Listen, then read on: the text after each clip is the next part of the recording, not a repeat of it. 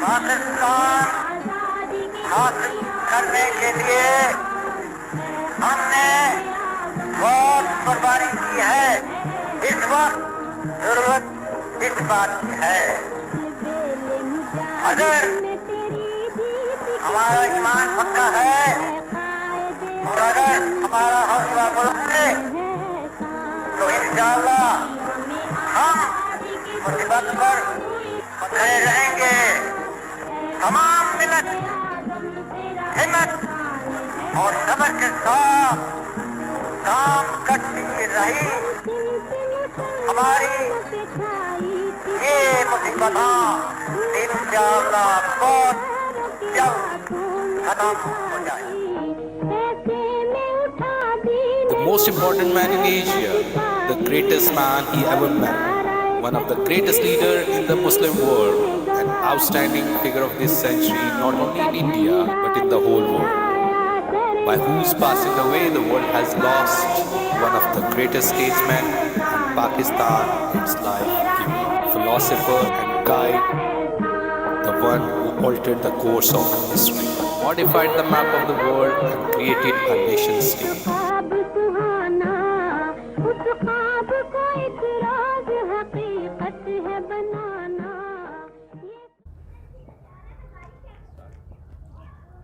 तज़किरा channel की एक और डॉक्यूमेंट्री आप सबकी नज़र। मुझे ज़मीन के हर उस चप्पे से प्यार है जिसने कायद आज़म के कदम चूमे हो। ये वो जगह है, ये वो हवेली है जहाँ थोड़ी देर के लिए कायद आज़म आए, यहाँ से मारगला की पहाड़ियों को देखा, उन्हें पसंद किया और कहा कि पाकिस्तान का दारुल खिलाफा यहाँ पे हो तो क्या ही बात है। इस बात को इस्माइल ज़बीह ने मुख्तलिफ़ ज़ावियों से पेश किया। गिलानी साहब को लिखे गए ख़त के मुताबिक 26 जुलाई 1944 वो दिन था जब कायद आज़म यहाँ से गुज़रे थे और यहाँ पे थोड़ी देर रुके थे और फिर इसके बाद उनका पूरे का पूरा जो प्रोग्राम था वो अंजुमन फैज़ुल इस्लाम और मुस्लिम लीग के सरकर्दा लोगों से मुलाकातों पे मुश्तमिल था। ये बड़ी एक तारीख़ी बात है कि तारीख़ में कोई जलसा रावलपिंडी में कायद आज़म का वो साबित नहीं, लेकिन बहुत कम लोग जानते हैं कि इन्हीं रास्तों से गुज़र कर कायद आज़म रावलपिंडी न सिर्फ गए, वहाँ पे अंजुमन फैज़ुल इस्लाम को उन्होंने 500 रुपये का अतिया देने का ऐलान किया, बल्कि मुस्लिम लीग के सरकर्दा रहनुमाओं से भी मिले।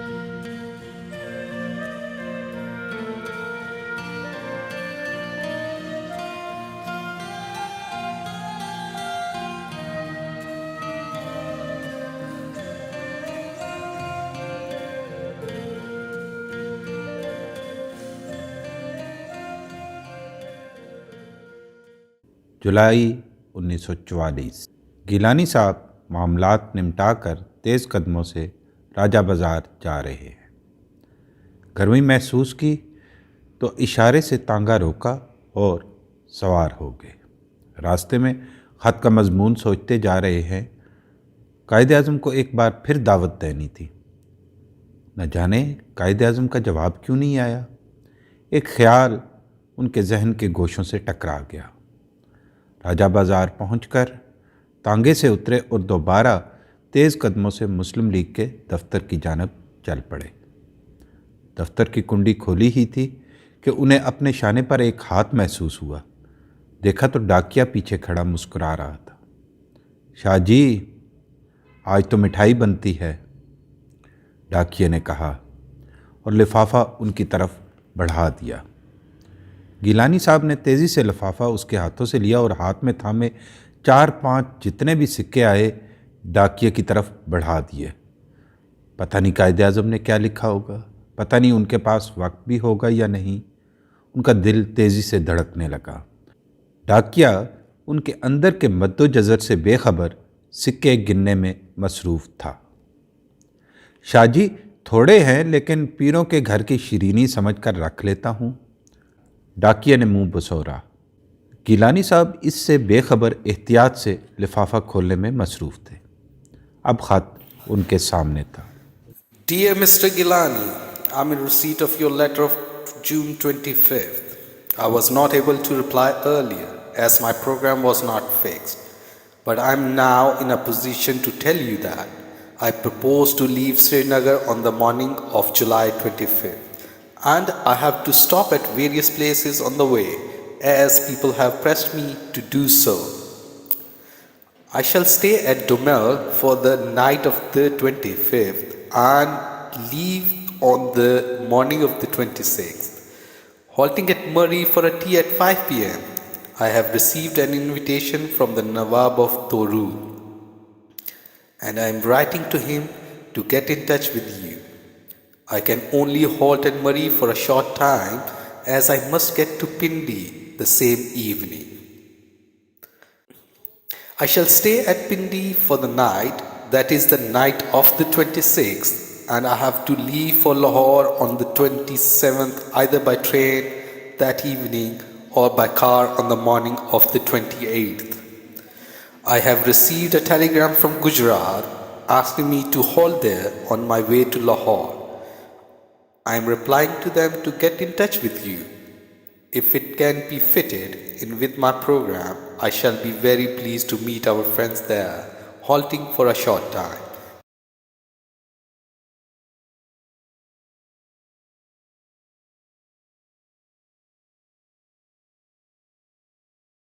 वो जैसे जैसे ख़त पढ़ते जाते उनकी खुशी दो चंद होती जाती। आखिरी सतक तक पहुँचते पहुँचते उनके हाथ कांपने लगे, आंखों के गोशे नम हो गए। करीब था कि आंसुओं का एक कतरा ख़त पर गिर जाता। उन्होंने तेज़ी से ख़त को एक तरफ रखा और चिल्लाकर बोले, कायद आज़म आ रहे हैं, कायद आज़म पिंडी आ रहे हैं, पिंडी आ रहे हैं कायद आज़म, हमारे कायद आज़म, वाह कायद आज़म। उनकी आवाज़ कमरे की दीवारों से टकरा टकरा कर वापस आने लगी। दफतन उन्हें ख्याल आया कि वो तो दीवानों जैसी हरकतें कर रहे हैं। शायद डाकिया भी सुन रहा हो। उन्होंने तेज़ी से कहा, शरीफ दीन भाई मिठाई के पैसे तो लेते जाओ। लेकिन शरीफ दीन तो इतने अरसे में न जाने कहाँ पहुँच गया था। मैं भी कितना कामचोर होता जा रहा हूँ, पता नहीं राजा साहब को पता है भी या नहीं। उनके पास जाना है, उन्हें बताना है। शरफू की साइकिल ही ले जाता हूँ, चले मैं चलता हूँ। निकलने ही लगे थे कि सामने राजा गुलाम कादर खड़े। राजा साहब मैं आप ही की तरफ निकलने लगा था, मैं आपको कैसे बताऊँ, मैं क्या बताऊँ कि गिलानी साहब के जुमले बेतरतीब हो रहे थे। कायद आज़म पिंडी आ रहे हैं। गुलाम कादर ने जुमला मुकम्मल किया और गिलानी साहब के गले से हाथ चिपके। मेरे पास भी ख़त आया है। उन्होंने किताब के अंदर से तह किया हुआ ख़त सामने रखा।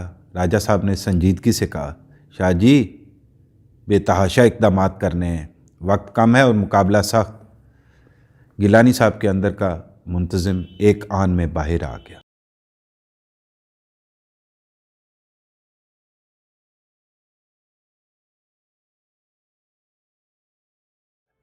श्रीनगर से मरी और फिर उससे आगे कायद आज़म का इस्तकबाल करने वालों का हजूम था।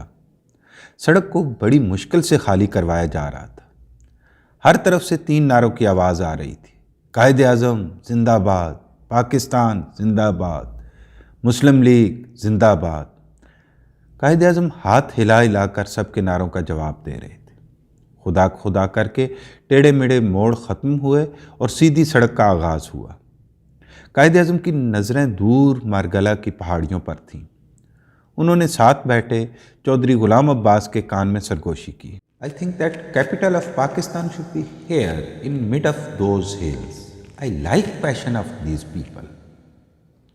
कायद आज़म ने ड्राइवर को गाड़ी आहिस्ता करने का कहा और एक तरफ उंगली का इशारा करते हुए बोले, I think at that place.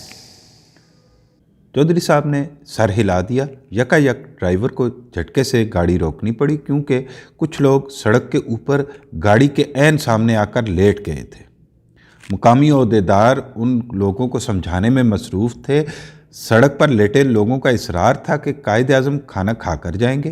कायद आज़म की गाड़ी के ड्राइवर ने मामला बिगड़ते देखा तो गाड़ी से बाहर आकर लोगों को सड़क के दरमियान से उठाया और उन्हें कुछ ऐसा कहा कि पल भर में सड़क साफ़ हो गई। लोग सड़क के किनारे पर जाकर नारे लगाने शुरू हो गए। कायद-ए-आज़म जिंदाबाद, पाकिस्तान जिंदाबाद, मुस्लिम लीग जिंदाबाद। गिलानी साहब और बाकी मुस्लिम लीगी मेंबरान की खुशी का ठिकाना नहीं था। वो जिसके नातवां कंधों पर एक ऐसी कौम की जिम्मेदारी आन पड़ी थी जो अपना वक़ार, अपना सब कुछ खो चुकी थी, जो इस राह गुमगुश्ता में एक रहनुमा की मुतलाशी थी, और वो रहनुमा इस कौम को मिल चुका था। वो उनके दरमियान मौजूद था। कायद-ए-आज़म ने नपे-तुले अंदाज में सियासी अमूर गिलानी साहब से डिस्कस किया और बाकी मेंबरान को भी मुत्तहिद रहने की और कोशिशें तेज़ करने की हिदायत की। यका अपने सेक्रेटरी को बुलाया और पूछा, what is schedule to visit orphanage, I mean Faizul Islam? Right after it sir, secretary ने जवाब दिया। कायद-ए-आज़म उठकर चल दिए। 2 कमरों के एक फ़्लैट में मदरसा फैज़ुल इस्लाम की बुनियाद 1943 में रखी गई थी। बंगाल में कहत के दौरान हिंदू और ईसाई ख़ानदानों ने मुसलमानों को इस शर्त पर अनाज फराहम करना शुरू किया था कि वो मज़हब तब्दील करें। इसी ख़तरे को भांपते हुए कायद-ए-आज़म ने रावलपिंडी के मुस्लिम लीग के अहदेदारों को हदायत की कि एक मदरसे और यतीम खाने की बुनियाद रखी जाए। यह मदरसा बाद में राजा बाज़ार में मौजूद एक इमारत में मुंतकिल हुआ और बाद में फैज़ाबाद की इमारत और मंदरा में एक कॉम्प्लेक्स का वजूद अमल में आया। राजा गुलाम कादर ने हुजूम को चीरते हुए कायद-ए-आज़म का इस्तकबाल किया। वो जिनकी तस्वीरें देख देख कर वो उनके मुतक़िद हो चुके थे, आज उनके सामने थे। What about children? कायद-ए-आज़म ने सवाल किया। They are fine sir, you can meet them, Raja Sahab ने जवाब दिया। कायद-ए-आज़म बच्चों से मिले, उन्हें प्यार किया। अब राजा साहब का इसरार था कि कायद-ए-आज़म अवाम से ख़िताब भी करें। कायद-ए-आज़म ने उर्दू में उनसे खिताब।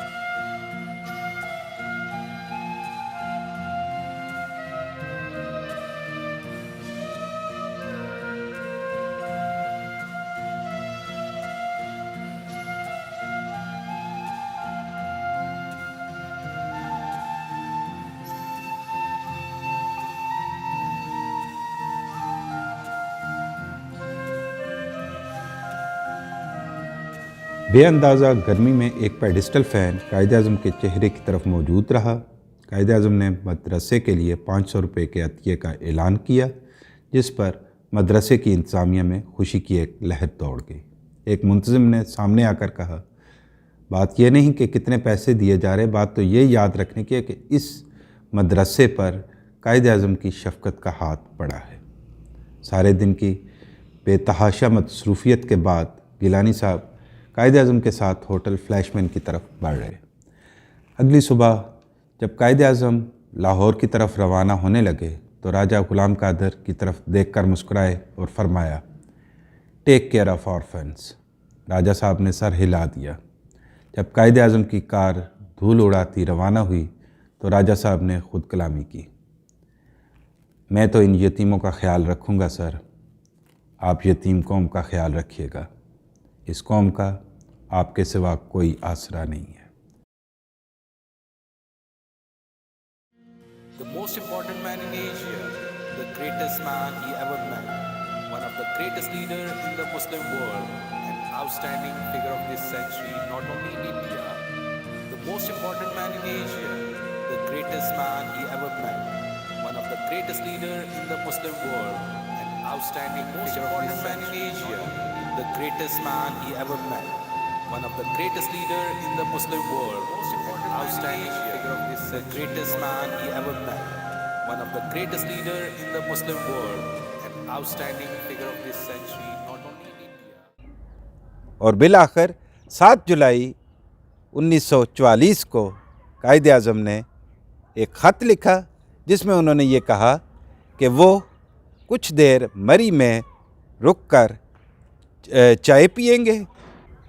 उसके बाद वो मुस्लिम लीग रावलपिंडी के सरकर्दा लोगों से मिलेंगे और रात को फ्लैशमैन होटल में क़याम करेंगे। अच्छा, ये बताइए कि कितनी नस्लों से आप यहाँ पे आबाद हैं? कोई 100 साल से यहाँ पे, 200 साल से, कितने अरसे से? तकरीबन ये जो हवेली है तकरीबन 200 साल पुरानी है। हमारी ये पाँचवीं नस्ल है हाँ, जो हाँ। हम यहाँ पे रह रहे हैं। अच्छा। हमारे जो बुजुर्ग है वो कहते हैं कि यहाँ से गुजरे हैं, वो इस हवेली में आए हैं। उनकी बहन भी थी, फातिमा जनाब भी, और कायद आज़म भी थे, और आए हैं, छत पे गए हैं, देखा है। और ये पहाड़ जो है, कुसार के जो पहाड़ नज़र सामने आ रहे हैं, इन्होंने यहाँ पे व्यू भी किया है, देखा है। हमारे बुजुर्ग जो है ना कहते हैं यहाँ पे वो आए थे। हमारे सर पे किसी मेहरबान जैसा था, ज़मीं पे रह के भी वो आसमान जैसा था। पयाम सुबह का सबको बता दिया उसने, तमाम सोए हुए को जगा दिया उसने।